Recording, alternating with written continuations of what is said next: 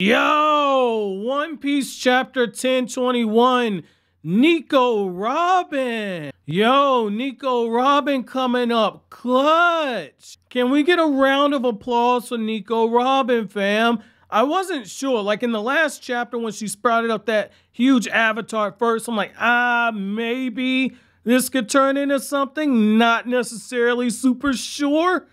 However, this chapter here, this is what happens when you get somebody as smart as Nico Robin, all the information and data that she needs in order to come to the conclusion of what she needs to do to kick your ass. Because Nico Robin took all that training that she got when she was working with the revolutionaries, and Nico Robin just waited for the opportunity to use what she was taught. And that avatar that she used at first, I'm like, man, that's pretty impressive. It's almost as big as Black Maria. Maybe Nico Robin's about to throw down.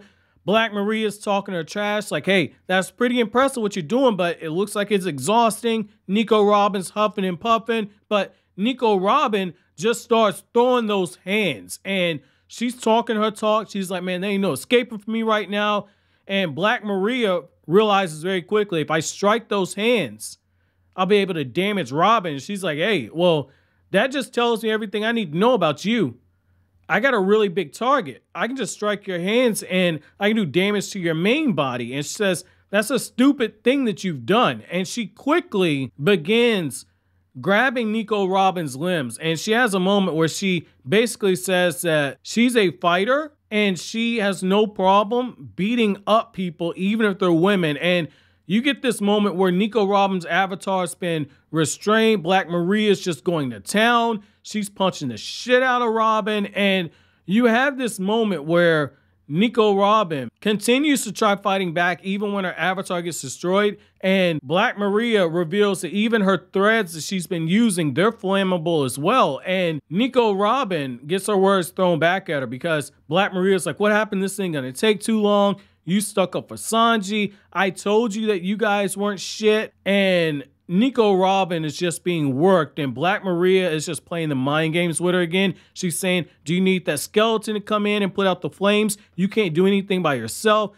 That's the thing. You're only good for your brain. People don't care about your arms, your legs, your body, whatever. They just need what's inside of your mind. They don't care about your personality. You're a tool that's going to be used, and once you're no longer useful, they'll kill you. And for a second, it looks like Nico Robin was the one that was going to be on edge. However, Brook has a line that lets you know that the tide is about to start changing, because Brook says that that was a foolish thing for Black Maria to say, because if it was him, he'd be running right now. And we get the flashback of what happened with Nico Robin, where Robin is being talked to and she's getting the training from the members of the Revolutionary Army, and you see how Nico Robin is like, okay, this has all been useful. And we find out that she's learned some of the fishman karate. And when Nico Robin shoots up one hand, she's able to strike the pillars on the ceiling. And all that wood is able to put out the fires. And then once that's done, Nico Robin is able to transform herself into a demon. And once that happens, and she takes on that massive appearance, she immediately just blitzes Black Maria, and she gets her in some type of MMA chokehold type situation where she's got her legs wrapped around Black Maria's neck. She's applying pressure to her throat. She's snapping her head backwards. She's got her hands on her arms. Like, she's got her in a full body bind. And this double spread with the black contrast that's done on Nico Robin's skin, I absolutely love that. That is very good art. And it just shows that Nico Robin in that panel where she says, I can be a demon too, and you see the expression on her face, we're seeing a different side of Nico Robin. And what I like about this is that even though right now Luffy's not in this part of the chapter, it just goes back to something I've been saying for a while, which is that I like how for the Straw Hats, for the purpose of helping Luffy achieve their dream of watching Luffy become the king of the pirates, the Straw Hats are not above tapping into the ugliest portions of themselves and going into those darkest corners if it means being able to support Luffy. It's one of those things where it just shows a lot about Luffy as a leader, that he's able to pull that out of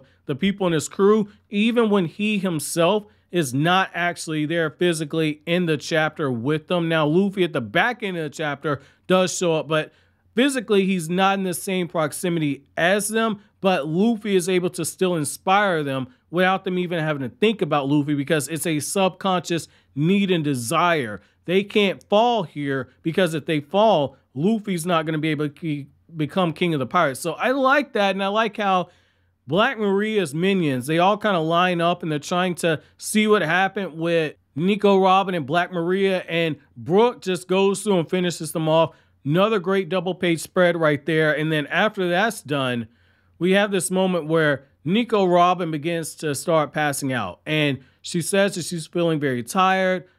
Brook is well aware what's happened, and we get the bottom panel where Luffy is beginning to start eating. He's regaining his strength, and as Luffy is eating, you have Momo, and Momo goes up to Shinobu and he says, I need you to use your ripe jutsu, turn me into an adult. And this is where I have a question. Now, it seems like what's getting ready to happen is that Momo is asking to be aged up, because his younger sister Hiyori is a grown-ass woman. And even though he got sent from the past into this future timeline now, he should be a little bit older than her. So it kind of makes sense that you're in a situation where Momo, because he's physically in the future, you should be able to age him up to a way to where it can allow him to be what he should be in this present timeline. And I think that's where Oda's taking this, because you do have the line where Shinobu says that even if I do this, you're still gonna have a child's mind. It makes sense. You can age up the body to what it should be biologically, but